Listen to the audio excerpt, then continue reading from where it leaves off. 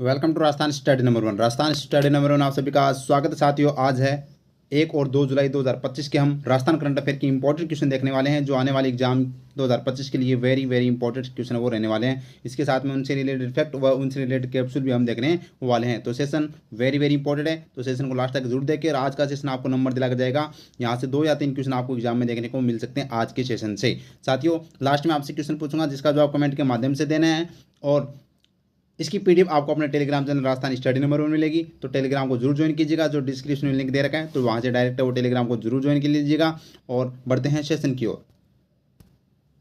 ये अपना Telegram channel है तो इसको जरूर ज्वाइन कीजिएगा। यहाँ पर जो भी पीडीएफ अपडेट जो भी है वो आप पर आपको शेयर कर दी जाती है। इसके अलावा सबसे महत्वपूर्ण सोचना और वेरी वेरी इंपॉर्टेंट जो इन्फॉर्मेशन है वो ये है कि जनवरी से जून 2025 की जो अर्धवार्षिकांक बुक है वो आज जिन्होंने अपनी बुक ले रखी है उनको आज शाम तक है वो पूरी अपडेट बुक है वो साथियों मिल जाएगी। और जून महीने की मैंने जो आपको बताया था कि फ्री के अंदर जून महीने की ओनली सभी को है वो प्रोवाइड करवाऊंगा, तो मैंने टेलीग्राम पर है वो जून महीने की ई बुक है वो डाल दी है। तो जिन्होंने नहीं लिए वो जरूर ले लें, 2-3 दिन के बाद मैं वापस हटा दूंगा। तो यहाँ पर वो सेव कर लीजिएगा, डाउनलोड कर लीजिएगा साथियों। और ये अपनी कैप्सूल आधारित है ये, क्योंकि ये अपना 2 दिन इसलिए लगे कि इसमें कैप्सूल भी मैंने अपडेट किए हैं साथियों। और जो अपनी 10 फ्लैगशिप योजना बची हुई थी, क्योंकि पहले वाली ई बुक में 15 ही फ्लैगशिप योजना थी, तो यहाँ पर है वो 10 वो भी जोड़ी है। और इसके अलावा कुछ प्रीवियस ईयर क्वेश्चन जो हाल ही में करंट अफेयर के 2025 में पूछे गए हैं वो भी मैंने इस बुक के अंदर ऐड किए ताकि आपको पता चले कि किस तरह से क्वेश्चन आते हैं और किस एग्जाम में कौन से क्वेश्चन पूछे गए हैं। तो ये यहाँ पर अपडेट किया, इसलिए थोड़ा टाइम लगा है। तो आप शांति बनाए रखें, कोई ज़्यादा मैसेज वगैरह न करें, बुक आपको मिलेगी। ये मैंने वादा कर दिया तो वादा कर दिया साथियों।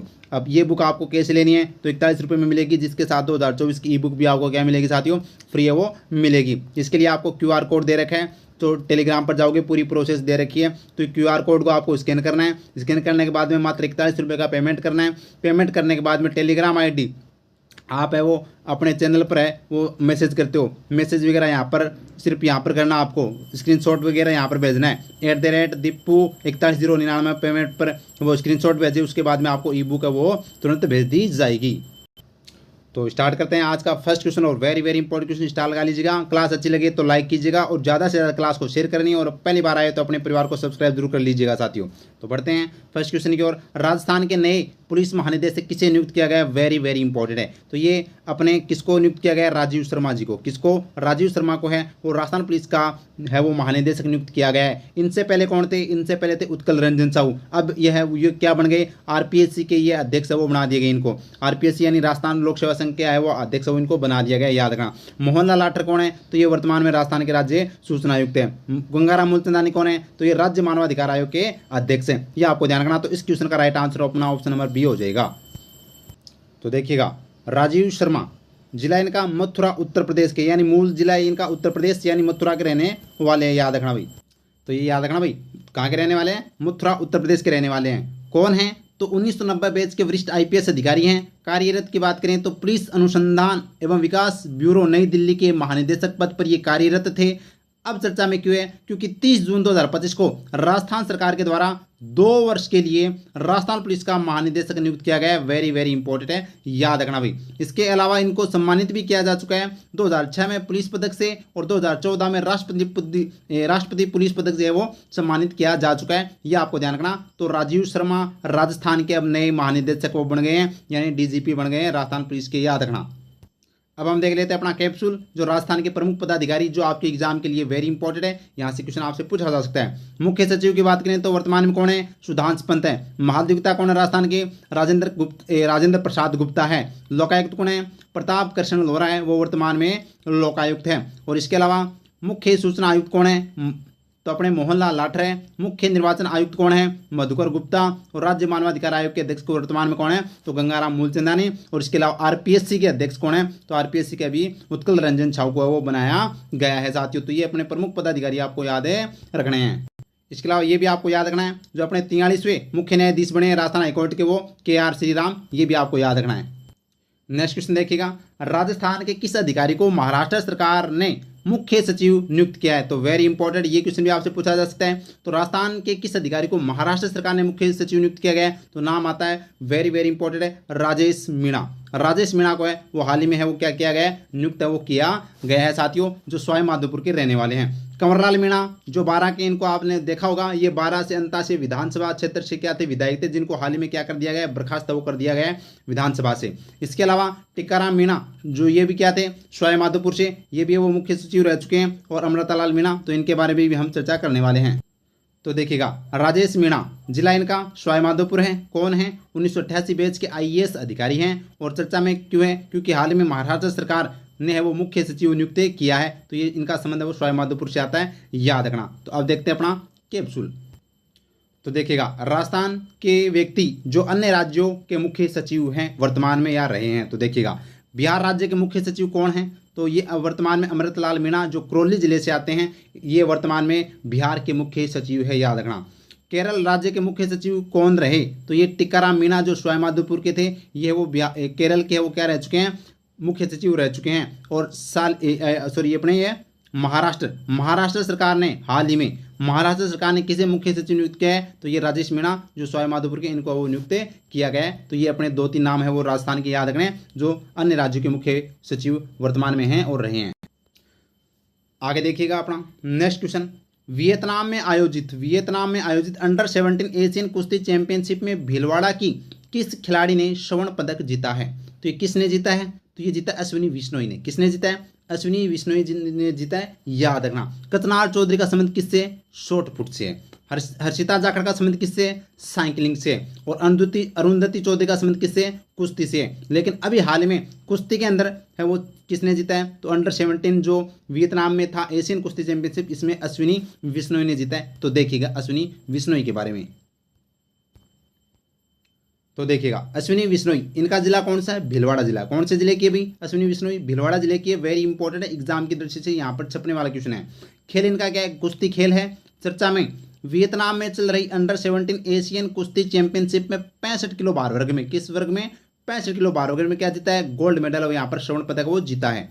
फैक्ट की बात यह है कि अश्विनी प्रदेश की पहली पहलवान हैं जिसने भारत का 3 बार प्रतिनिधित्व किया और तीनों बार है वो गोल्ड जीता है। यानी 3 बार भारत का प्रतिनिधित्व कर चुकी है एशियन कुश्ती चैंपियनशिप में, तीनों बार है वो गोल्ड जीते हैं। तो ये एसी प्रदेश की पहली महिला पहलवान है, याद रखना। इनका जिला है वो भीलवाड़ा है। अब ये भीलवाड़ा जिला है, तो भीलवाड़ा जिले से संबंधित अपना कैप्सूल देख लेते हैं। तो देखिएगा Rajasthan study number 1 capsule Bhilwara से संबंधित करंट अफेयर 2025। देखिएगा, हाल ही में राज्य सरकार के द्वारा किस स्थान पर फ्लाइंग स्कूल खोले जाने की मंजूरी दी है, तो ये यहाँ पर प्रदान की गई है, भीलवाड़ा जिले को है वो यहाँ पर फ्लाइंग स्कूल खोली जाएगी। प्रदेश का पहला भगवान देवनारायण कॉरिडोर कहाँ बनाया जाएगा, भीलवाड़ा में बनाया जाएगा। बजट 2025-26 के अनुसार टेक्सटाइल पार्क की स्थापना कहाँ की जाएगी, तो ये भी भीलवाड़ा में। और हाल ही में 21वां दिल्ली GM ओपन शतरंज टूर्नामेंट का खिताब जीतने वाले अभिजीत गुप्ता का संबंध किस जिले से है, तो इनका संबंध भी भीलवाड़ा जिले से है, जो राजस्थान के पहले ग्रैंड मास्टर हैं, याद रखना अभिजीत गुप्ता। तो ये आपको नाम ये भी याद रखना है और अश्विनी बिश्नोई का नाम भी याद रखना है, जो भीलवाड़ा से आते हैं। और नेक्स्ट क्वेश्चन लगा लीजिएगा स्टार भाई, ये भी इंपॉर्टेंट क्वेश्चन है। तो देखिएगा, भारत का पहला वाइल्ड लाइफ ओवरपास कॉरिडोर कहाँ बनाया गया है, तो ये रणथंबोर सवाई माधोपुर में। रणथंबोर सवाई माधोपुर के अंदर जो दिल्ली मुंबई एक्सप्रेस वे पर है, वो देश का पहला एनिमल ओवरपास कॉरिडोर यानी कि वाइल्ड लाइफ ओवरपास ये कॉरिडोर है वो बनाया गया है, याद रखना भी, वेरी वेरी इंपॉर्टेंट है। इसके अलावा मीनार उदयपुर को हाल ही में है वो रामसर साइट में वो शामिल किया गया है। जबकि बहज गांव डी की बात करें तो हाल ही में यहाँ पर है वो यहाँ पर भारतीय जो पुरातत्व सर्वेक्षण विभाग के द्वारा खुदाई के दौरान है वो यहाँ पर अवशेष है वो मिले हैं, जो साथियों मौर्यकालीन भी है, महाभारतकालीन भी है। तो ये आपको ध्यान है रखना, हमने चर्चा इसकी भी कर ली थी।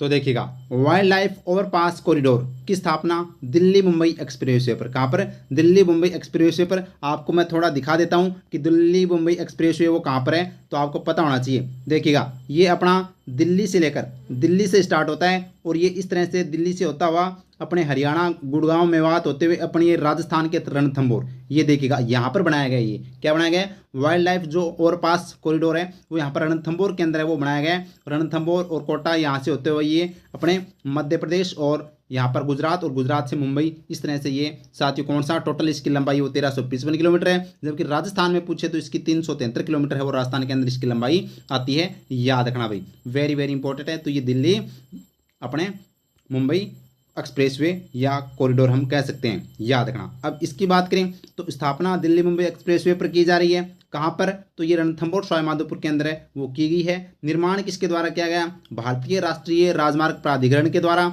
सहयोग की बात करें तो भारतीय वन्यजीव संस्थान और पर्यावरण एवं वन मंत्रालय के सहयोग से है वो यहाँ पर बात करें तो इसकी स्थापना की गई है। लंबाई इसकी है वो कितनी है? 12 किलोमीटर इसकी लंबाई है साथियों। और इसका मुख्य उद्देश्य क्या है? सुरक्षित वन्यजीव आगमन के लिए पर्यावरण अनुकूल तथा वन्यजीव संरक्षण को सर्वोच्च प्राथमिकता प्रदान करना इसका मुख्य उद्देश्य है। वेरी वेरी इंपॉर्टेंट बन जाता है। अब इसके बारे में और कुछ क्या विशेषता है वो भी हम देख लेते हैं। तो ये आपको याद रखना, वाइल्ड लाइफ ओवरपास कॉरिडोर है वो अपने रणथंभौर सवाईमाधोपुर में किस एक्सप्रेसवे पर? दिल्ली मुंबई एक्सप्रेसवे पर वो बनाया गया है। ये भी आपको दिखा देता हूँ, देखिएगा इस तरह से नीचे ये अपनी सड़कें हैं और ऊपर देखिए, ऊपर ये बनाया गया इस तरह से। और यहाँ पर क्या लगाया? पेड़ पौधे भी लगाए गए हैं ताकि अगर आने वाले जंगलों से वो जानवर है वो इधर से इधर जा सकते हैं और इनको ऐसा महसूस भी नहीं हो कि हम सड़क के ऊपर से जा रहे हैं क्या। तो इस तरह से ये बनाया गया है, याद रखना भाई, वेरी इंपॉर्टेंट है एग्जाम की दृष्टि से। तो देखिएगा इस कॉरिडोर की विशेषता क्या है? वन्यजीव ओवरपास भूमि के प्राकृतिक आकार को प्रभावित किए बिना 500 मीटर लंबे 2 ओवर है वो पास बनाए गए हैं। पशु अंडरपास यानी पशु जानवरों को सुरक्षित रूप पार करने में मदद करने के लिए 1.2 किलोमीटर लंबा अंडरपास भी वो बनाया गया है। इसके अलावा साथियों पर्यावरण अनुकूल सड़क डिजाइन है वो की गई है, क्योंकि एक्सप्रेसवे का लगभग 5 किलोमीटर का हिस्सा ऊंचा बनाया गया है ताकि प्राकृतिक भूभाग से वो छेड़छाड़ न हो। और सुरक्षा की बात करें तो जानवरों को सड़क पर आने से रोकने और ध्वनि प्रदूषण को कम करने के लिए 4 ऊंची दीवार और 2 मीटर ध्वनि अवरोधक भी वो लगाए गए हैं। और इसी के साथ में इसमें हरित पहल की गई है कि सड़क के किनारे 35,000 पेड़ पौधे लगाए जाएंगे।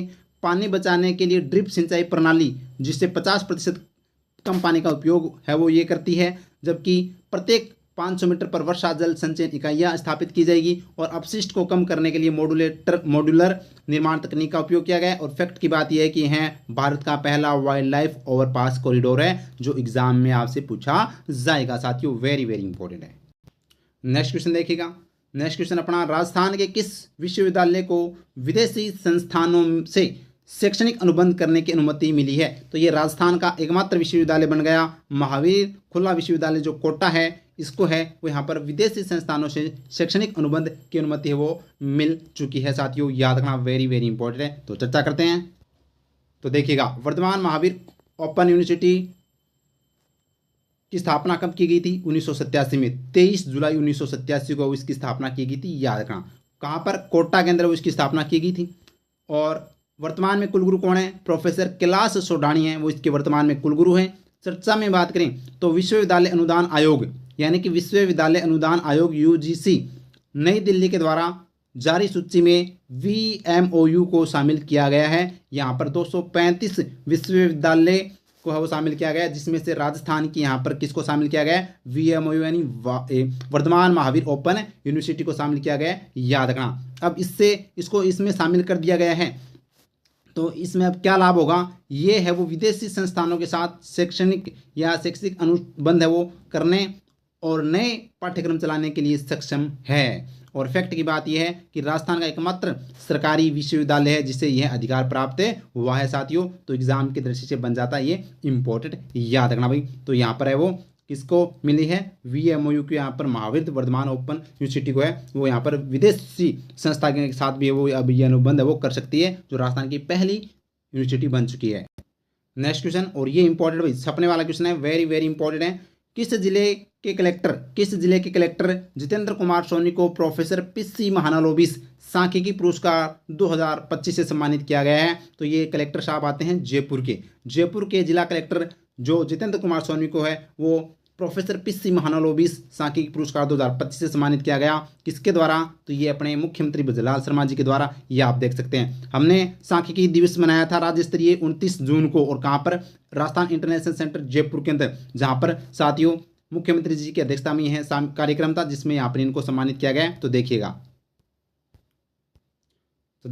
जितेंद्र कुमार सोनी कौन है? जयपुर जिला कलेक्टर हैं। चर्चा में क्यों है? क्योंकि राजस्थान इंटरनेशनल सेंटर में आयोजित राज्य स्तरीय सांख्यिकी दिवस समारोह, ये कौन सा था? 19वां जो राज्य स्तरीय सांख्यिकी दिवस समारोह में प्रोफेसर पीसी महानालोबिस पुरस्कार से वो इनको सम्मानित किया गया, जितेंद्र कुमार सोनी को। प्रदान किसने किया? तो मुख्यमंत्री भजनलाल शर्मा जी के द्वारा। और किस योगदान के लिए? तो उन्होंने सांख्यिकी के अंदर जो नवाचार और योजनाओं की मॉनिटरिंग में सांख्यिकी विश्लेषण की प्रभावी भूमिका के लिए है वो इनको सम्मानित वो किया गया। याद रखना भाई, वेरी वेरी इंपॉर्टेंट है एग्जाम की दृष्टि से। अब इनको सम्मानित किया गया है। तो राजस्थान के प्रमुख जो पुरस्कार 2025 से सम्मानित राजस्थानी हम देख लेते हैं। हरे नारायण सोनी जो जोधपुर के, इनको प्राणी मित्र पुरस्कार 2025 सम्मानित किया गया है। मास्टर चैतन्य सक्सेना जयपुर के, इनको जीवोदय पुरस्कार 2025 सम्मानित किया गया है। पिप्पी चौधरी को सांसद रत्न पुरस्कार 2025 सम्मानित किया गया है। मोना अग्रवाल को अर्जुन अवार्ड 2024 से सम्मानित किया गया है। अवनी लेखरा को है वो BBC Indian para sports women of the year award 2024 से सम्मानित किया गया है। बाबूलाल मारोटिया को वरिष्ठ नागरिक राष्ट्रीय पुरस्कार 2022 से सम्मानित किया गया है। इसके अलावा और देख लीजिएगा प्रमुख जो अपने राजस्थानी पुरस्कार से सम्मानित हैं। पूनम चंद गोदारा, याद रखना भी, वेरी वेरी इंपॉर्टेंट है, छपने वाला क्वेश्चन है एग्जाम की दृष्टि से। राजस्थानी भाषा के लिए साहित्य अकादमी पुरस्कार, साहित्य अकादमी युवा पुरस्कार है वो 2025 किसे दिया जाएगा? तो ये दिया जाएगा पूनम चंद गोदारा को। और सबसे खास बात ये याद रखनी है आपको कि यह किसके लिए प्रदान किया गया है? तो किस कृति के लिए? तो ये याद रखना, अंतश्रेय आंगणे के लिए। किस लिए? अंतश्रेय आंगणे के लिए इनको है वो यहाँ पर राजस्थानी भाषा का युवा साहित्य पुरस्कार 2025 प्रदान किया जाएगा। जबकि भोगीलाल पाटीदार जो बांसवाड़ा के, इनको राजस्थानी भाषा के लिए साहित्य अकादमी बाल पुरस्कार प्रदान किया जाएगा। और बाल पुरस्कार किस नाटक या किस कृति के लिए? तो पखेरुनी पीड़ा के लिए, पखेरुनी पीड़ा के लिए, याद रखना। जबकि नेक्स्ट है डॉक्टर मंगल बादल को सीताराम रुंगटा राजस्थानी साहित्य सम्मान से सम्मानित किया गया। रूप कुमार राठौड़ को उस्ताद गुलाब खां उमेर 2025 से सम्मानित किया गया। और पलक शर्मा को मरणोत्तरन से सम्मान 2025 सम्मानित किया गया। और फतेह सिंह को पद्मश्री कोमल कोठारी सम्मान 2025 से सम्मानित किया गया है। नेक्स्ट क्वेश्चन है, कर्नाटक में आयोजित 26वीं राष्ट्रीय सब जूनियर पावर लिफ्टिंग चैंपियनशिप में जयपुर की दिव्या कंवर ने है वो यहाँ पर एक स्वर्ण पदक सहित कुल कितने पदक जीते हैं? तो एक स्वर्ण पदक जीते हैं। और कुल एक स्वर्ण पदक सहित कुल है वो 4 पदक वो उन्होंने जीते हैं। याद रखना, वेरी वेरी इंपॉर्टेंट है एग्जाम की दृष्टि से। ठीक है, तो यहाँ पर 1 गोल्ड मेडल, 2 सिल्वर और 1 ब्रॉन्ज मेडल, इस तरह से टोटल 4 पदक वो उन्होंने जीते हैं पावर लिफ्टिंग चैंपियनशिप के अंदर। और ये आज का प्रश्न आपके लिए है, राजस्थान में आयोजित हरित भारत एक्सपो 2025 के संदर्भ में कौन सा कथन असत्य है? तो मेरे को असत्य कथन बताना है। अब आपका जो प्रत्येक क्वेश्चन का पूछने का लेवल है वो इस तरह का ही रहेगा। तो देखिएगा आज का जो प्रश्न है इसमें क्या पूछा गया है, हरित भारत एक्सपो 2025 के संदर्भ में आपको वो बताना है जो राजस्थान के अंदर आयोजित होने वाला है हरित भारत एक्सपो। पहला ऑप्शन इसमें दे रखा है कि इस एक्सपो का आयोजन कोटा में किया जाएगा। ऑप्शन बी दे रखा है एक्सपो का आयोजन 25 से 27 जुलाई 2025 तक किया जाएगा। तीसरा ऑप्शन नंबर सी दे रखा है एक्सपो का उद्देश्य पर्यावरण संरक्षण और हरित ऊर्जा को बढ़ावा देना है। और ऑप्शन डी दे रखा है इस एक्सपो के मुख्य अतिथि प्रधानमंत्री नरेंद्र मोदी होंगे। तो कौन सा इसका असत्य कथन है? कमेंट बॉक्स में कमेंट के माध्यम से जरूर बताइएगा। सेशन कैसा रहा ये भी अपनी राय जरूर दीजिएगा साथियों। सेशन अच्छा लगा तो लाइक कीजिएगा और ज़्यादा से ज़्यादा क्लास को शेयर कीजिएगा। और पहली बार आए तो सब्सक्राइब करना भी न भूलें और इस क्वेश्चन का आंसर जरूर दीजिएगा। Thank you. जय हिंद, जय भारत माता की।